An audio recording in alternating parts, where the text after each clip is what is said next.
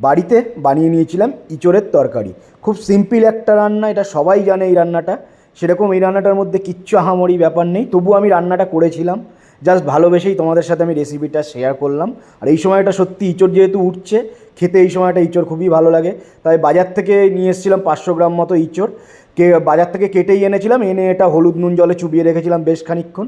এটা সোনার দোকান থেকে এই ইঁচড়টা এনেছি। হ্যাঁ, ইঁচড়ের এত দাম এখন, মানে সোনার থেকে দাম কিছু অংশে ইঁচড়ের কম না। তারপরে আবার ওই জলটা ফেলে দিয়ে ওর মধ্যে আর একটু জল আর হলুদ আর নুন দিয়ে ভালো করে এটাকে সিদ্ধ করে নিয়েছিলাম ইঁচড়টাকে। নিয়ে তারপরে জল ঝরিয়ে নিয়েছিলাম, এই যে ইঁচড়টাকে জল ঝরিয়ে নিয়ে একটা জায়গায় রেখে দিয়েছিলাম জল ঝরিয়ে ইঁচড়ের। আর তারপরে ইঁচড়টা বানানোর জন্য নিয়ে নিয়েছিলাম দুটো মিডিয়াম সাইজের টমেটো, তিনটে মিডিয়াম সাইজের পেঁয়াজ। টমেটো কুচি কুচি করে কেটে নিয়েছিলাম, এটা বেশি মিহি করে কাটিনি যেহেতু আমি এটাকে পেস্ট করব।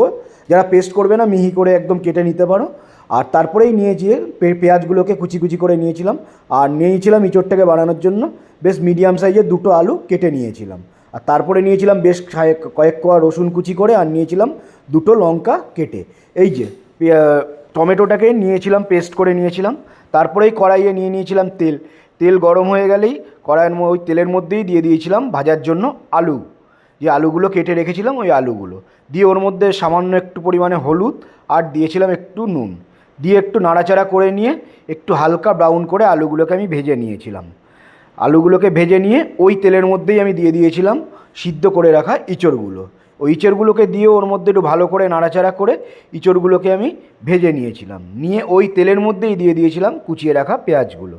এই যে পেঁয়াজগুলো হালকা ব্রাউনিশ যখন হয়ে গেছিলো, তারপরেই ওর মধ্যে দিয়ে দিয়েছিলাম আমি, এই যে ওর মধ্যে দিয়ে দিয়েছিলাম আদা রসুনের পেস্ট 2 চামচ। 2 চামচের আদা রসুনের পেস্ট দিয়ে দিয়েছিলাম, আর সামান্য একটু হলুদ দিয়ে দিয়েছিলাম ওর মধ্যে।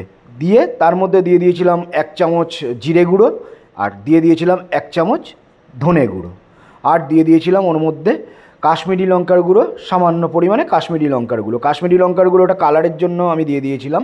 আর দিয়ে দিয়েছিলাম ওর মধ্যে স্বাদ মতো নুন, আর দিয়ে দিয়েছিলাম এই ছোটো চামচের 3 চামচ মতো যে টমেটো পেস্টটা করে রেখেছিলাম ওই পেস্ট। আর দিয়ে দিয়েছিলাম ওর মধ্যে কুচিয়ে রাখা রসুন আর লঙ্কাগুলো দিয়ে ভালো করে একটু নাড়াচাড়া করে নিয়েছিলাম। নিয়ে তারপরেই ওর মধ্যে দিয়ে দিয়েছিলাম সামান্য একটু জল দিয়ে ভালো করে নাড়াচাড়া করে নিয়েছিলাম ততক্ষণ পর্যন্ত যতক্ষণ পর্যন্ত কাঁচা মশলার গন্ধগুলো এর মধ্যে ছিল।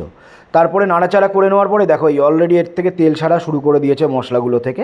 তখনই ওর মধ্যে আমি দিয়ে দিয়েছিলাম ওই ভেজে রাখা ইঁচড়গুলো ওর মধ্যে দিয়ে দিয়েছিলাম। আর দিয়ে দিয়েছিলাম ভেজে রাখা যে আলুগুলো ভেজে রেখেছিলাম ওইগুলো। ইঁচড় আলু ভালো করে দিয়ে ওর মধ্যে নাড়াচাড়া করে নিয়েছিলাম, নিয়ে সমস্ত মশলাগুলো ওর সাথে মিশিয়ে নিয়েছিলাম। এই যে সমস্ত মশলা ওর সাথে মিশিয়ে নিয়েছিলাম। নিয়ে ওর মধ্যে দিয়ে দিয়েছিলাম আমি সামান্য একটু টক দই। তোমরা চাইলে টক দইটা স্কিপও করতে পারো, নাও দিতে পারো। দিয়ে একটু ভালো করে নাড়াচাড়া করে নিয়েছিলাম। এই যে টক দইটা তোমরা স্কিপও করতে পারো, আমি জাস্ট একটু দিয়েছিলাম কালারের জন্য বা স্বাদের জন্য। আর তারপরেই ওর মধ্যে দিয়ে দিয়েছিলাম পরিমাণ মতো জল, দিয়ে আমি ঢেকে রেখেছিলাম মিনিট 10 মতো। এটা মানে লো টু মিডিয়াম ফ্লেমে মিনিট 10 মতো ঢেকে রেখেছিলাম। এই যে ঢাকনা তোলার পরেই তৈরি, দেখো কত সুন্দর কালার এসছে। তৈরি হয়ে গেছিলো আমাদের ইঁচড়ের তরকারি। তারপরেই ওর মধ্যে দিয়ে দিয়েছিলাম সামান্য একটু ভাজা গরম মশলা। আর তোমরা যারা এটাকে নিরামিষভাবে করতে চাও ওর মধ্যে পেঁয়াজ রসুন না দিয়ে এই সময় ওর মধ্যে একটু ঘি দিয়ে দিতে পারো। আমি ঘি দিয়ে দিই, যেহেতু আমি পেঁয়াজ রসুনটা দিয়েছিলাম ওই জন্য এর মধ্যে আমি ঘি দিইনি। তোমরা নিরামিষভাবে করলে এর মধ্যে ঘিটাও দিয়ে দিতে পারো। বন্ধুরা, এই রান্নার ব্লগটা যদি তোমাদের ভালো লেগে থাকে অবশ্যই লাইক করো, কমেন্ট করে জানিও কেমন লেগেছে, এবং সাবস্ক্রাইব করে চ্যানেলটা আমার পাশে থেকো। টাটা।